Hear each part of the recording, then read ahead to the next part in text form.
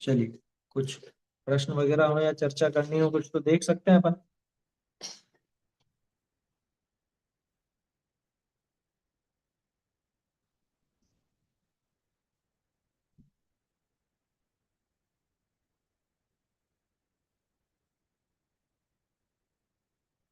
क्या पुरुषार्थ सिद्धियों का है में से? हाँ। अब देखो वो ज्यादा जने तो है नहीं, जवाब तो कौन देगा। थोड़ा सा रिवीजन यूं ही देख लेते हैं अपन। देखो, पहला छंद जो अपन ने देखा था, उसके अंदर आचार्य देव ने क्या बताया था कि वहां पे मंगलाचरण किया, लेकिन ऐसा अद्भुत मंगलाचरण किया कि केवल ज्ञान को नमस्कार किया। और सिर्फ केवल ज्ञान की बात नहीं है उसमें, उसमें अपने आत्म स्वरूप को जानने में जो काम का है, ऐसे वो श्रुत ज्ञान की भी बात है शामिल।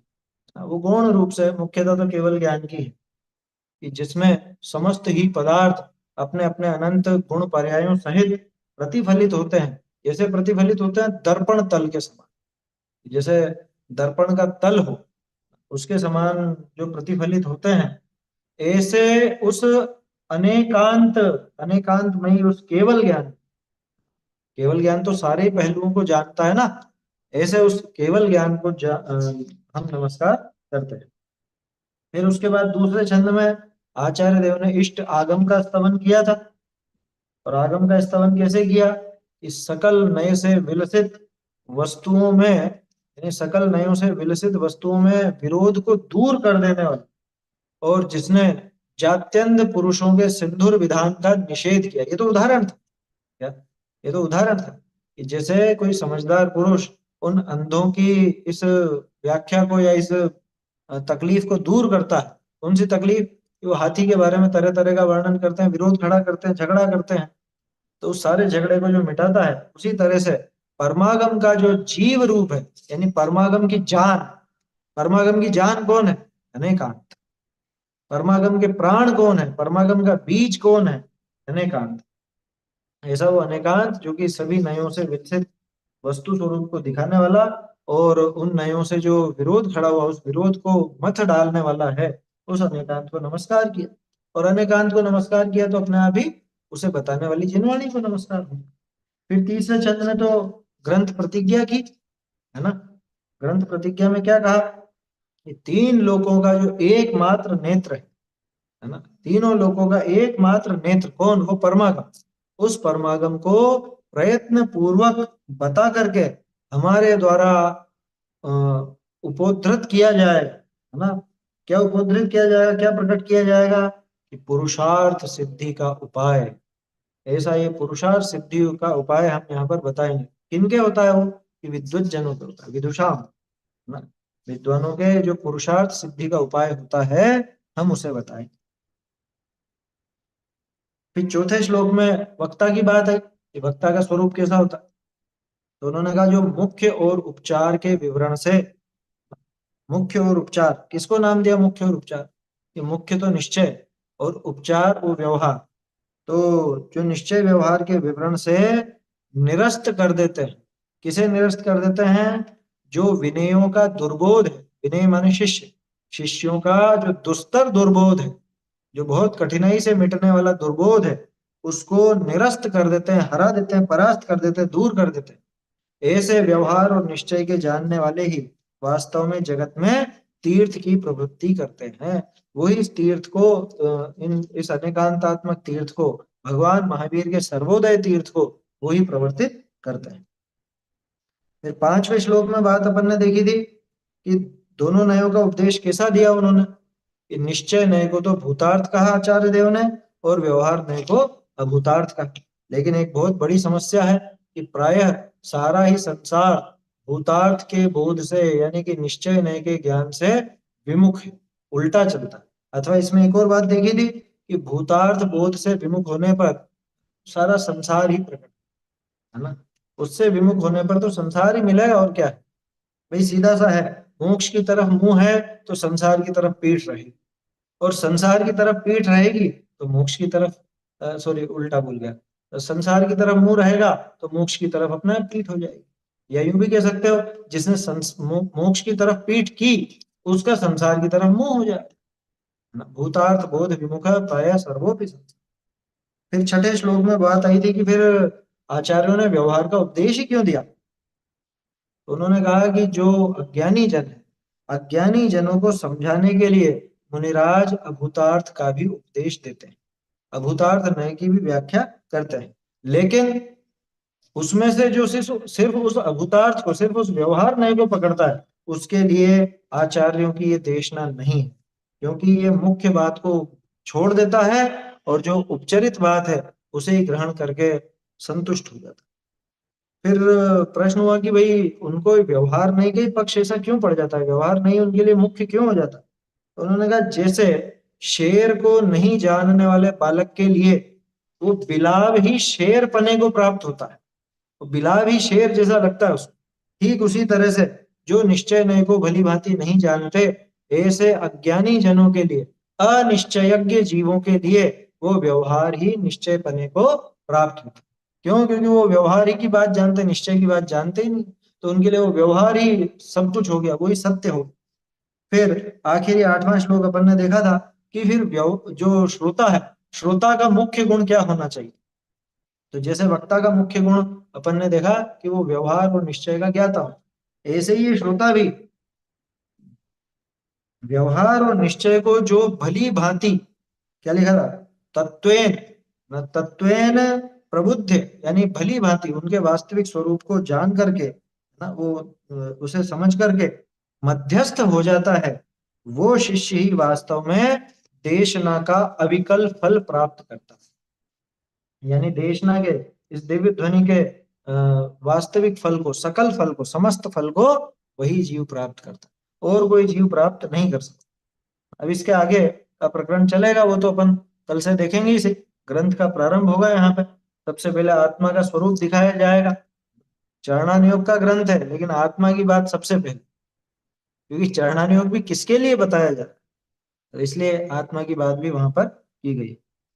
ये भी ठीक है, अपन प्रत्येक हफ्ते श्लोक बोलते हैं, तो जो जो श्लोक उस हफ्ते में हो गए उनका एक रिकेप हो जाएगा, रिवीजन टाइप हो जाएगा। ऐसा अपन श्लोक बोलने के बाद ही कर लिया करेंगे। अब श्लोक बोलने के बाद ही वो अपन बोला करेंगे, और उसके बाद फिर भजन देखा करेंगे, है ना। अब कोई प्रश्न वगैरह हो तो पूछ सकते हैं, नहीं तो समय भी होने को ही है अपना।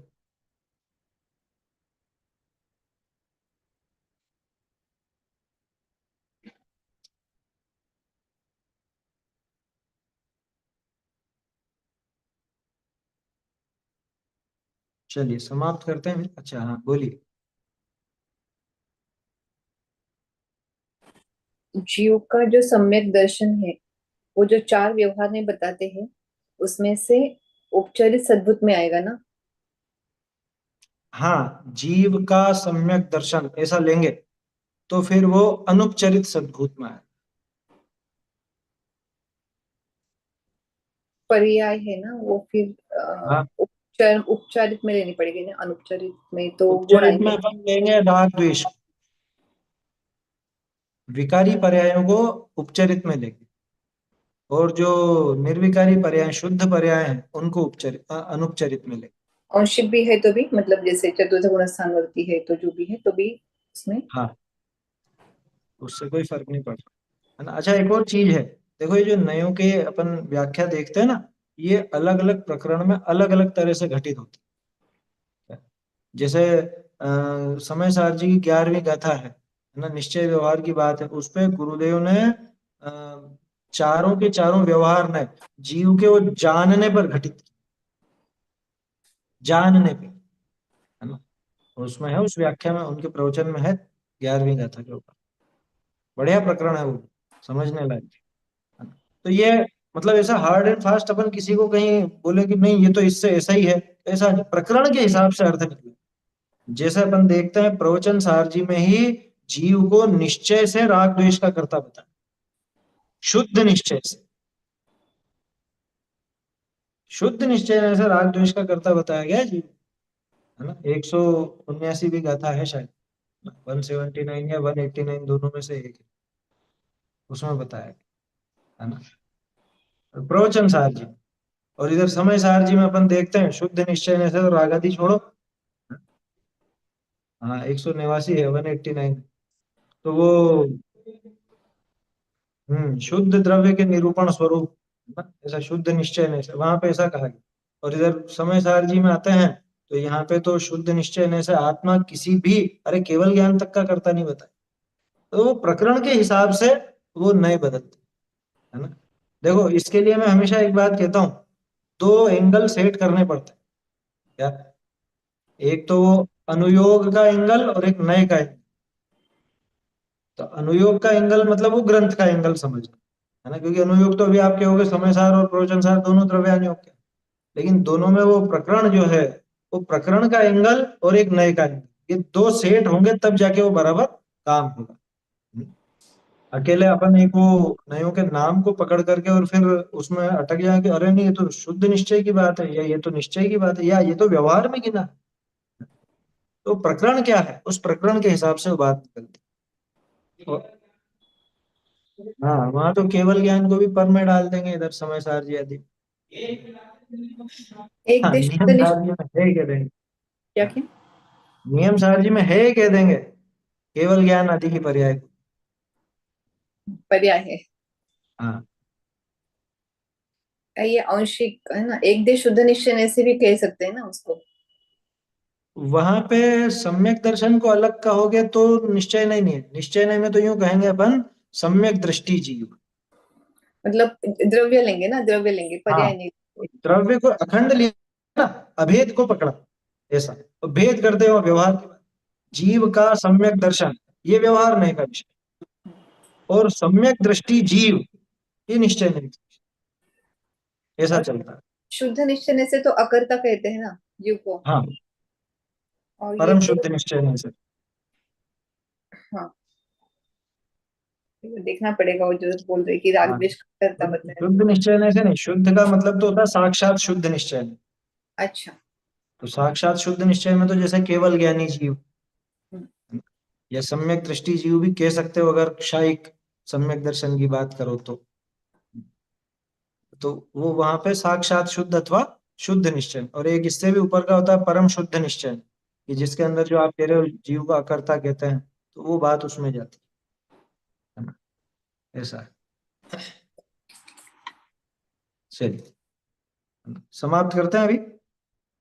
चैतन्य का स्मरण प्रतिक्षण ही करो रे, भव के अनंत दुख को क्षण में हरो रे, अक्षय अनंत निज सौख्य निधान पाओ, गाओ अरे नित इसी के गीत गाओ, निज निधि निज में बताई यह अनंत उपकार है, इसके लिए जिन वाणी माँ को वंदना शत बार है, वंदना शत बार।